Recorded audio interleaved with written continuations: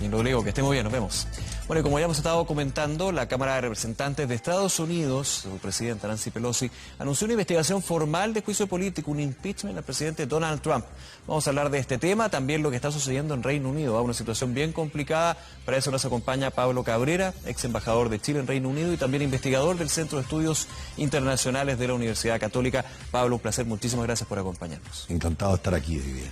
A ver, en la contingencia, porque ya tenemos este inicio formal de lo que es el juicio político al presidente de Estados Unidos, Donald Trump. De hecho, estaba viendo aquí en Twitter que hace unos 50 minutos ya se expresó Donald Trump, como es costumbre, y dijo, aquí hay un acoso presidencial. Nunca han visto una transcripción, esta es una cacería de brujas. Una cacería de brujas. Sí, bueno, esto es casi el término o el inicio de una crónica anunciada, porque hace mucho tiempo que los demócratas, en un año donde se preparan las elecciones, obviamente la campaña, la primaria de las elecciones presidenciales, están en campaña verdaderamente, y ha habido muchos intentos de iniciar un juicio político, un impeachment contra el presidente Trump, sea por asuntos derivados de la trama rusa, sea ahora por este tema que se refiere a la congelación o congelamiento de la ayuda de cooperación a Ucrania, a cambio de que pudiera Ucrania, el gobierno de Ucrania, el presidente en particular, iniciar una investigación contra uno de los candidatos más desafiantes para Donald Trump, que es Joe Biden, que era el ex vicepresidente en la época de Obama, y el hijo de él, por un supuesto negocio de gas de una empresa privada con gas ucraniano. Claro, ahí desde los demócratas se habla de que se ha excedido la ley muchas veces.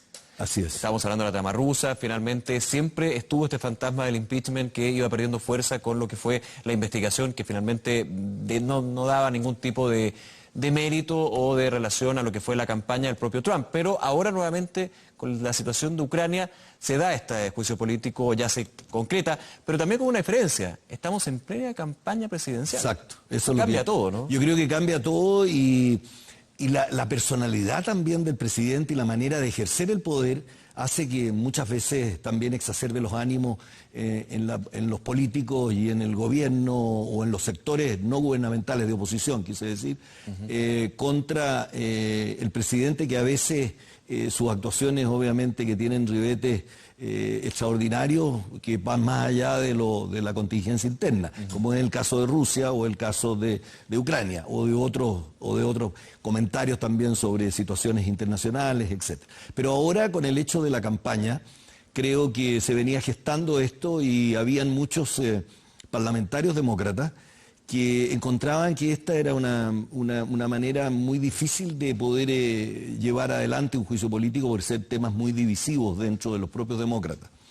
Pero esta vez encontraron que se había excedido y habla de una traición a los principios que rigen quienes ejercen la primera magistratura de los Estados Unidos, de la oficina oval del gobierno. El abuso del poder, abuso del poder, exactamente. Pero claramente aquí hay un catalizador, por lo menos uno lo ve de ese lado, que es justamente la figura de Joe Biden. Hay un ataque por los antecedentes que se maneja a quien estaría dentro de los más posibles candidatos Bueno, en los Estados Unidos se da también se siguen las encuestas, hay muchas encuestas, y obviamente que las últimas encuestas estaban dando a casi todos los candidatos demócratas por encima de Donald Trump, pero como siempre también hay un voto, lo que yo he podido captar, acabo de estar en Estados Unidos, vengo llegando incluso, pero en California, que no es lo mismo que estar en Washington o en Nueva York, es otro ambiente el que se respira.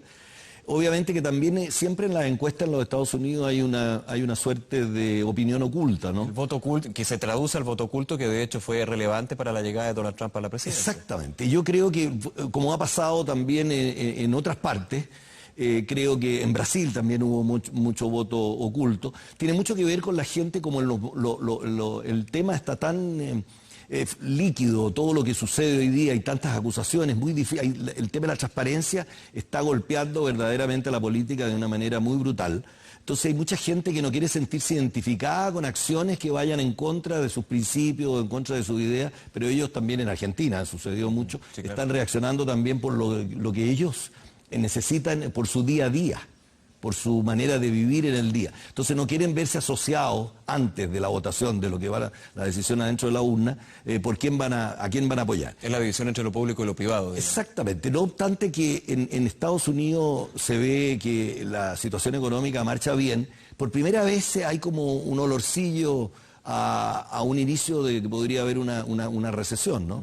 También cuando se bajan mucho las tasas de interés, empiezan también la gente a especular, a ver otro tipo de situaciones económicas que pudieran hacer cambiar el mapa, pero que la tiene difícil esta vez, la tiene difícil, no obstante que se han pronunciado 163 parlamentarios demócratas. Y creo que la carta que hicieron 7 de ellos fue bastante fuerte y necesitaría un poquito más de 218 creo. Es muy probable que eso pudiera suceder. Ya en otras etapas de la historia, 1868 y 1978, hubo 2 juicios políticos contra presidentes demócratas también. Presidente David Johnson y contra el presidente Clinton. En la Cámara Baja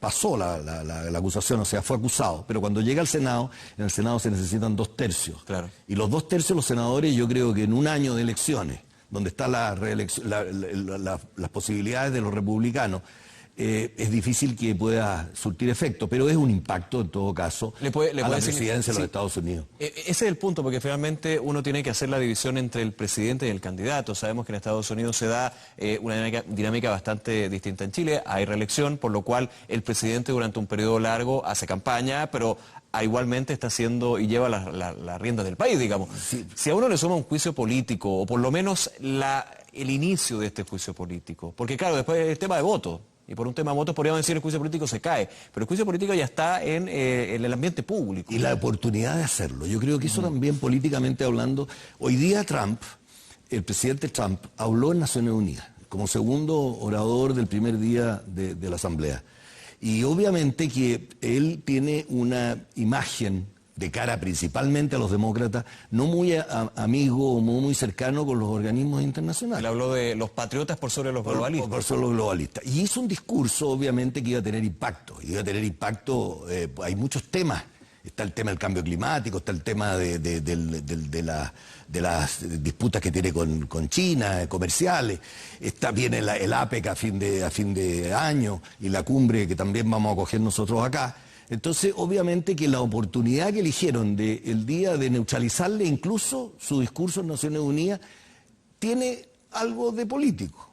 Y obviamente que esto también, de parte de los demócratas, las primeras reacciones también tiene interpretaciones. Ya algunos han pedido de que se cambie el jefe de los parlamentarios o el presidente de la Cámara, porque obviamente que esto tendría que primero aprobarse como juicio, pero Nancy Pelosi fue bastante clara, dijo que se iniciaba un inquiry, y esas las investigaciones para llegar al juicio político, ponerlo en votación o no. Sí, hay comisiones que van a justamente indagar y entregar antecedentes para eso. Entonces algunos dicen que tiene que votarse primero para iniciarse el juicio. Un proceso que recién comienza. Vamos a hablar un poco de Reino Unido. También una situación muy compleja para otro líder mundial que está justamente en Nueva York, en la Asamblea de las Naciones Unidas, como es Boris Johnson. El día de hoy la Corte Suprema, el Tribunal Supremo de Reino Unido, finalmente define que esta suspensión del Parlamento británico, solicitada por Boris Johnson, visada por la reina Isabel II, es ilegal, principalmente porque dice no hay argumentos que la justifiquen.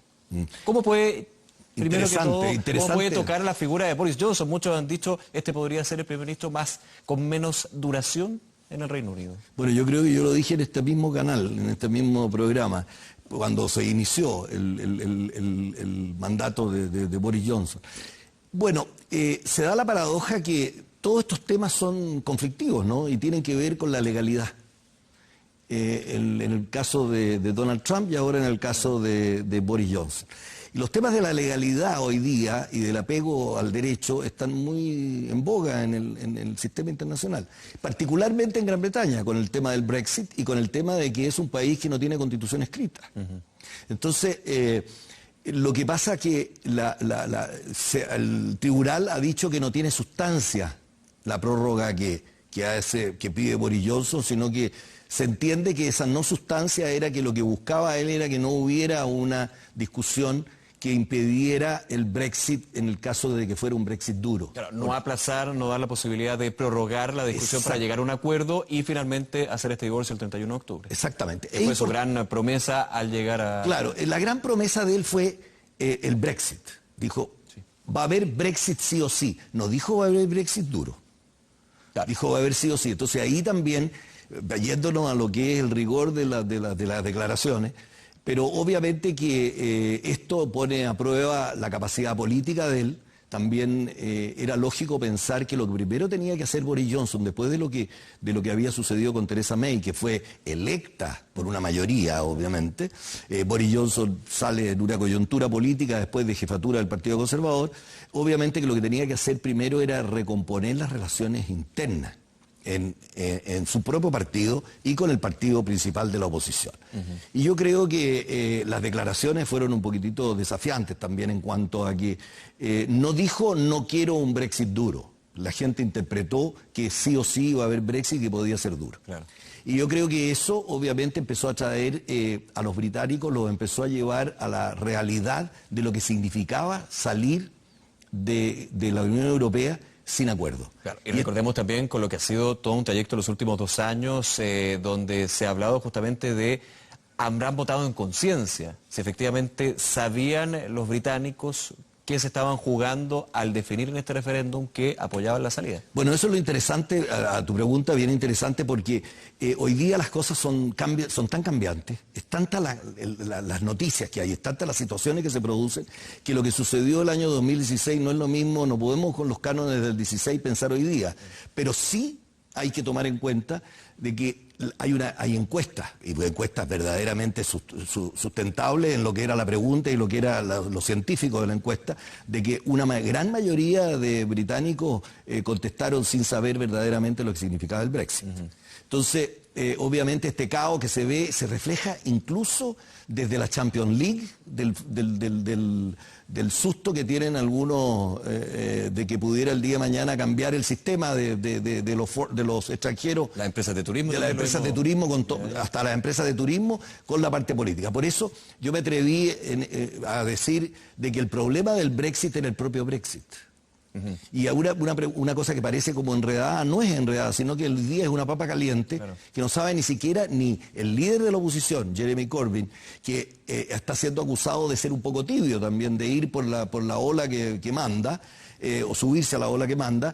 En el caso de Boris Johnson, es cómo va a manejar la salida ante un caos posible de Gran Bretaña. Hay otro tema que quería aprovechar también de comentar Pablo Cabrera en estos últimos minutos, que es la resolución misma de la Corte Suprema Británica. Ya habían habido una serie de resoluciones desde el Tribunal de Escocia, si no me equivoco, sí, justamente sobre esta suspensión. Y el día de hoy se habla de un fallo histórico, unánime por parte de la alta máxima magistratura de Reino Unido, porque también muchos lo interpretaron, independiente de la situación del Brexit, que es el inicio, la génesis de esto, como una rayado de cancha para la separación de poderes en Reino Unido, donde tenemos primer ministro, donde tenemos a la reina, la corona en este caso, donde tenemos el parlamento, también la justicia.